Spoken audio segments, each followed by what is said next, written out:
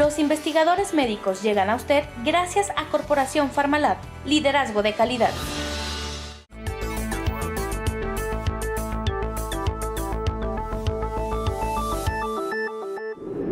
Usted continúa viendo el programa Los Investigadores Médicos y es momento de compartir con ustedes acerca de estas enfermedades como el asma, las infecciones del oído, que son solo algunas de las enfermedades que pueden volverse perjudiciales para nuestra salud y nuestro sistema respiratorio. Para ello, el doctor Jacobo Aguilar está listo, pero antes quiero recordarles a ustedes que nos visiten en nuestro canal de YouTube. Nos encuentran como Los Investigadores Médicos.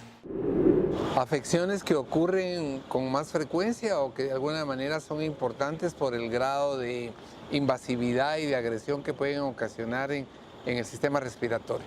Arrancamos con la parte pediátrica.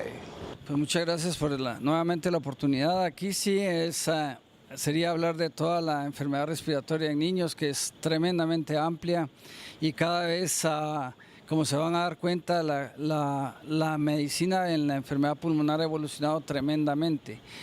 Pero queremos ser concisos en poderles contar que por etapas, por edades en la vida de los niños, tenemos que mencionar las enfermedades virales como las predominantes en enfermedades pulmonares y hay un cierto número de virus que están haciendo estragos en el contagio y en la incidencia del proceso inflamatorio en estos niños y que van a tener repercusiones posteriores. Ahora tenemos la gran ventaja en el medio diagnóstico que tenemos, que hasta hace unos 5 años era totalmente imposible poder decir a la familia, por ejemplo, mire, su niño tiene un virus que se llama virus rinovirus serotipo 4, por ejemplo. Claro. En la actualidad ya tenemos esa oportunidad de decirlo y antes nos quedábamos algo vagos, es un virus y el doctor siempre dice que es un virus. Se recuerdan que ese era un comentario muy frecuente de la familia, pero ahora sí sabemos que ya podemos hacer diagnóstico de estos virus y sabemos entonces, nos hemos dado cuenta que los virus tienen una alta incidencia en producir enfermedad en los niños y yo les podría decir que el 80% de la enfermedad pulmonar en niños es secundaria o es consecuencia o es culpa de estos famosos virus y hay una gran cantidad de patología dentro de ellas. Podemos empezar con infecciones del oído, por ejemplo, que la infección del oído es considerada parte de la vía aérea.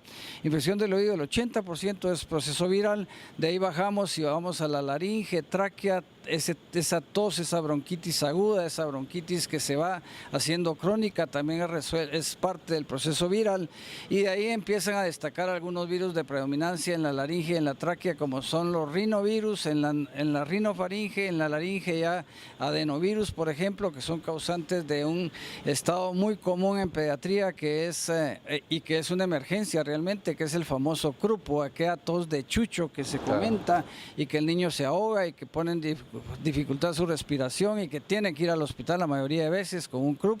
Eso es producido por un virus que se llama adenovirus. Seguimos bajando, tenemos traqueitis que son puramente inflamatorias y virales y ya entra la parte baja de la vía aérea que nos dedicamos a patologías propias como bronquitis agudas y bronquitis bacterianas prolongadas. Aquí solo quiero tomarme un poquito de tiempo con lo último que les menciono. El término bronquitis bacteriana prolongada es un término que nosotros tuvimos la suerte de acuñar para Latinoamérica.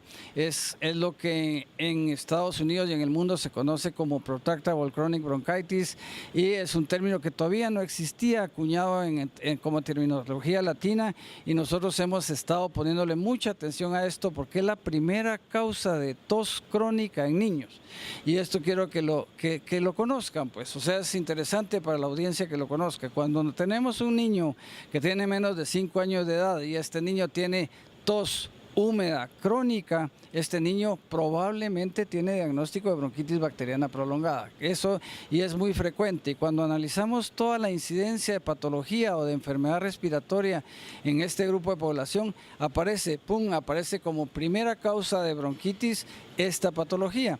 Y esto hay una doctora muy famosa en el mundo que se llama la doctora Ann Chan en Australia, con la que tuvimos la suerte de estar hace más o menos 2 semanas y va a venir con nosotros el año entrante realmente a enseñarnos mucho de esta patología. Ella se ha dedicado a escribir muchísimo sobre esta patología y ha encontrado los gérmenes que son productores, o sea, las bacterias que son productoras de esta enfermedad. Entonces, siendo los gérmenes más comunes, neumococo, Haemophilus influenza, Neisseria catarrhalis, estos 3 son los más comunes, y dentro de ellos para los cuales hay vacuna para los 2 primeros gérmenes que producen esta enfermedad. Claro que la vacuna no cubre todos los serotipos de la enfermedad, o sea, no cubre todas las familias que producen la enfermedad, pero sí cubren algunas importantes. Entonces, entre eso, una de las recomendaciones como pediatra tiene que ser que tenemos que vacunar a nuestros pacientes. Tienen que ustedes recurrir a los centros de salud con los pediatras a que vacunen a los niños, porque se va a evitar una gran cantidad de patología. Y algo que no quiero dejar pasar tal vez es la incidencia que tienen los centros de atención de niños muy pequeños, o sea que en estos lugares donde salas cunas, colegios pequeños, kinders, etcétera, donde hay una convivencia constante de estos niños que se están pasando, Pedrito, Juanito, Chepito, se están pasando los virus constantemente, son niños que tienen recurrencia en enfermedad y que causa tremendo daño. Entonces, cuando tengamos nuestro niño enfermo, por favor no exponerlo a que contagie a más niños, que es una de las cosas muy importantes de saber.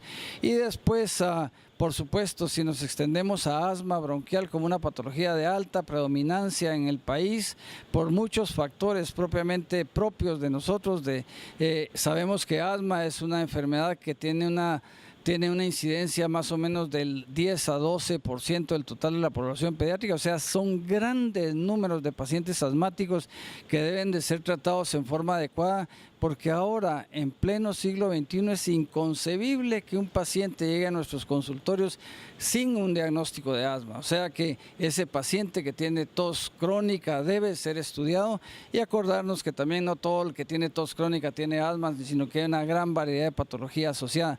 Ahora existen los medios diagnósticos para hacer mucho tratamiento acertado en la enfermedad pulmonar, así que hay que acercarse a la gente que está haciendo medicina de avanzada en este tipo de cosas y tratar de que se les haga diagnóstico correcto a los niños para no estar con jarabes para la tos constantemente y que después tenga las consecuencias de ser niños que tienen patologías crónicas de adultos. Solo para terminar este segmento, quisiera mencionar que si nosotros no tratamos adecuadamente el paciente asmático, va a ser el paciente que el doctor nos acaba de mencionar que va a tener enfisema pulmonar. Hay estudios bien llevados en la actualidad que el paciente que no es controlado desde las etapas tempranas de la vida por asma y no es tratado en forma adecuada, este paciente va a tener repercusiones, va a ser un paciente con enfisema pulmonar, pues, ¿verdad? O sea, no está en nosotros el hacer un diagnóstico adecuado, así que muchas gracias. Claro que sí, Eddie, y nos deja la pauta el doctor Beltetón con esta parte, doctor Elixir, de ver cómo la importancia de poder detectar, de diagnosticar, de tratar oportunamente estas entidades. ¿Qué ocurre ya en la etapa adulta con estas condiciones de asma y luego el temible enfisema pulmonar que vemos con tanta tristeza a los pacientes sufrir?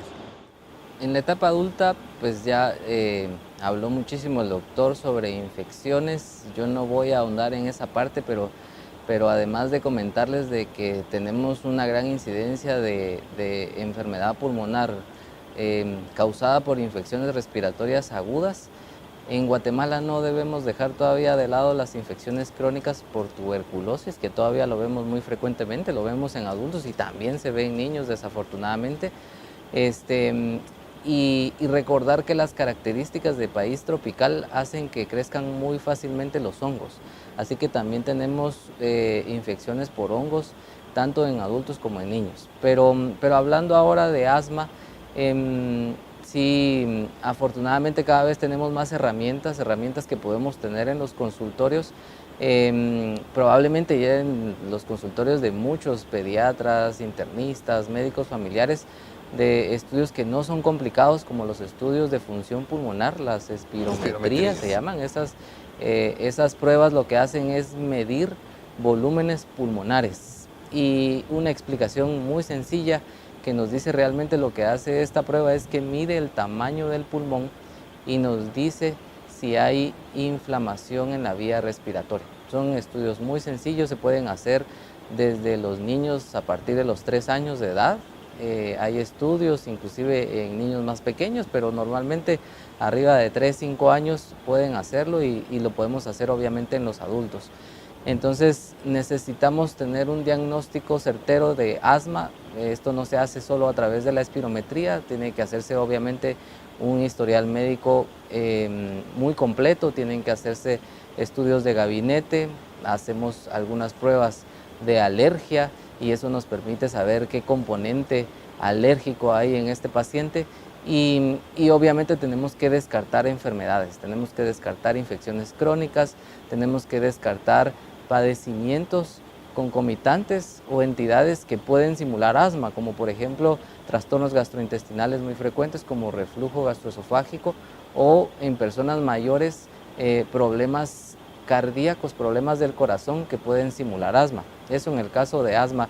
Pero tenemos ahora una gran variedad, la verdad es que no encuentro mejores palabras que lo que acaba de decir el doctor Beltetón. Sería una vergüenza que en pleno siglo XXI, con todo el equipo que tenemos a nuestra disposición, con todos los medicamentos que tenemos a nuestra disposición, encontremos todavía pacientes con asma, con tratamientos que no son los óptimos.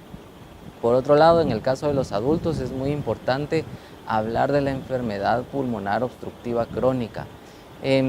Yo quiero ser muy específico en decir que la principal causa de enfermedad pulmonar obstructiva crónica, como se le conoce, o EPOC, es principalmente por el tabaco, por el cigarro, y en el caso de nuestro país y algunos otros países parecidos al nuestro, por la exposición a la combustión de biomasa. Estamos hablando por la exposición al humo de la leña, a carbón o a otras cosas que puedan utilizar para cocinar, porque frecuentemente se exponen a todos estos tipos de materiales que van a causar un proceso inflamatorio crónico en las vías respiratorias. Y el síndrome, el conjunto de síntomas y de signos que van a provocar en el paciente es que vamos a tener a una persona tosedora crónica, una persona que siempre está tosiendo, que produce más flema de lo normal, que tiene opresión en el pecho o que siente el pecho apretado y que además tiene una característica muy especial en estas enfermedades, que escucha un silbido o un pito en el pecho, así lo dice la gente. Y esto lo que nos está diciendo es que hay un proceso inflamatorio crónico en las vías respiratorias que está causando problemas y que si no se controla, todo esto a largo plazo va a provocar un problema muy grande en la calidad de vida de las personas, porque va a traer secuelas significativas en las personas.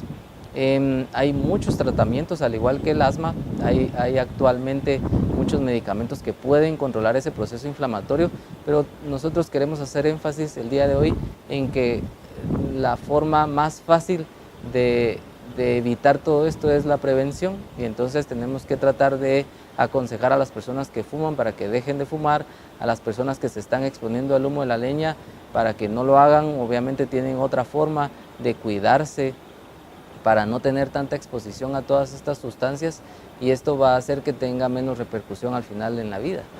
Muchísimas gracias a ambos. Vamos a pasar entonces a la parte que tiene que ver con consejos sobre prevención y hacer énfasis en algunos de los tópicos que ya tomamos.